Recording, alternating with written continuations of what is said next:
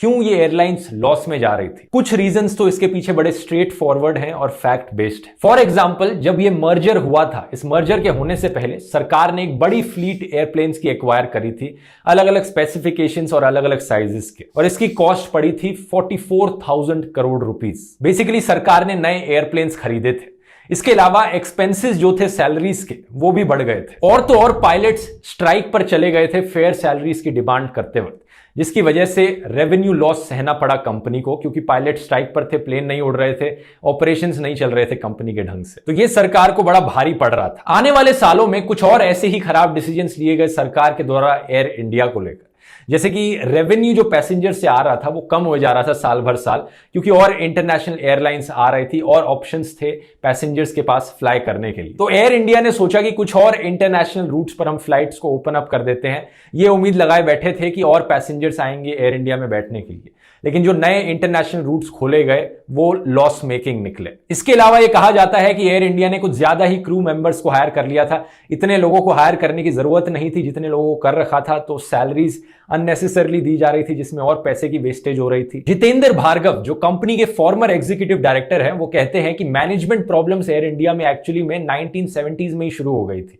Top management बदला गया इन सालों में। इन्होंने कहा कि मैनेजमेंट को बदले जाने से पहले कैबिन क्रू मेंबर्स को बहुत ही रिगरसली ट्रेन किया जाता था। In flight service air India की टॉप प्रायोरिटी होती थी, जिसके लिए सब लोग एयर इंडिया को पसंद करते थे। लेकिन इस चेंज के आने के बाद कैबिन क्रू को ढंग से ट्रेनिंग नहीं दी जाने लगी, और रिक्रूटमेंट का जो प्रोसेस था वो भी इतना स्ट्रिक्ट नहीं रहा। कंपनी ने और लोगों को हायर करना शुरू किया बिना अच्छी स्क्रीनिंग के, जिससे कि एक्सपेंसेस भी बढ़े और जो स्टैंडर्ड्स थे वो भी नीचे गिरे। जब इन फ्लाइट सर्विसेज के स्टैंडर्ड्स नीचे गिरने लगे तो ऑब्वियसली जो पैसेंजर्स थे वो और एयरलाइंस की तरफ देखने लगे। अगले कुछ दशकों में सरकार और एयर इंडिया की मैनेजमेंट के बीच में डिसएग्रीमेंट्स भी देखने को मिली, लेकिन क्योंकि एयर इंडिया एक पब्लिक सेक्टर यूनिट थी, सरकारी कंपनी थी, तो एंड में सरकार की ही बात माननी पड़ी एयर इंडिया मैनेजमेंट को। फॉर एग्जाम्पल, 2007 में सरकार ने करोड़ों रुपए स्पेंड किए एयर इंडिया की जेब से एडवर्टाइजिंग के लिए, इवन दो मैनेजमेंट का मानना था कि वहां पर पैसे बर्बाद नहीं करने चाहिए हमें इस पॉइंट ऑफ टाइम पर, जिसकी वजह से लॉसेस उठाने पड़े। यहां पर एक बड़ा स्ट्रॉन्ग आर्ग्यूमेंट है जो प्राइवेटाइजेशन के फेवर में उठाया जाता है अक्सर। अगर एयर इंडिया एक सरकारी कंपनी थी, यानी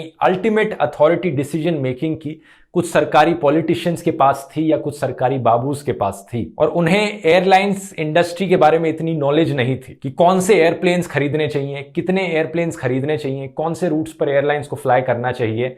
इनकॉम्पिटेंट लोग टॉप पर बैठे थे जो सही डिसीजंस नहीं ले सकते थे, क्योंकि उनकी नॉलेज इतनी अच्छी नहीं थी, उनका एक्सपीरियंस इतना अच्छा नहीं था, और ना ही उनके पास मोटिवेशन थी सही डिसीजंस लेने के लिए। क्योंकि अक्सर ये सरकारी नौकरियों के बारे में कहा जाता है कि एक बारी नौकरी मिल गई तो लाइफ सेट है, उसके बाद आप चाहे जैसे भी काम कर लें, as compared to a private नौकरी जहां पर आपको ढंग से काम करना पड़ता है अपने बॉस को इंप्रेस करने के लिए, करियर में आगे बढ़ने के लिए, और प्रॉफिट का मोटिवेशन हमेशा रहता है एक प्राइवेट जॉब में। तो इसलिए एयर इंडिया कैसे सक्सेसफुल हो पाता। हालांकि पॉइंट यहां पर यह भी नोट करने वाला है कि एयर इंडिया की नेशनलाइजेशन तो ऑलरेडी अर्ली 1950s में हो चुकी थी, और 1970s तक एयरलाइंस काफी अच्छी चली थी, दुनिया में वर्ल्ड फेमस एयरलाइंस थी, one of the best airlines consider किया जाता था, इवन दो ये एक नेशनलाइज्ड एयरलाइंस थी। शायद इसलिए क्योंकि इसके टॉप पर जो मैनेजमेंट थी वो अच्छा काम कर रही थी, मोटिवेटेड थी। JRD टाटा खुद इसे हैंडल कर रहे थे, जिन्होंने एयरलाइन को बनाया था, तो खुद उनके अंदर मोटिवेशन थी इस एयरलाइन को टॉप शेप में रखने की। तो शायद इसलिए एयर इंडिया की कहानी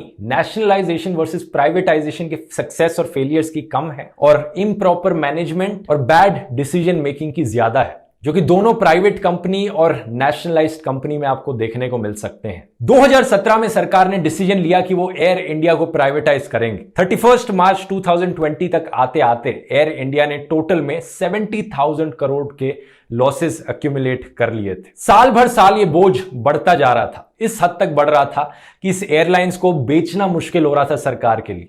लेकिन फाइनली 8 अक्टूबर 2021 सरकार सक्सेसफुली इस एयरलाइन को बेच देती है to Tata for 18,000 crore rupees. इस डिसीजन को बड़े सेलिब्रेशन के तौर पर देखा जाता है, क्योंकि एयरलाइंस एक बार फिर से अपने ओरिजिनल ओनर के हाथ में चली गई है, टाटास के। अब ये तो टाइम ही बताएगा कि इस डिसीजन के बाद एयर इंडिया एक सक्सेसफुल एयरलाइंस बन पाती है, दुनिया में वापस से अपनी पहचान बना पाती है या नहीं बना पाती है।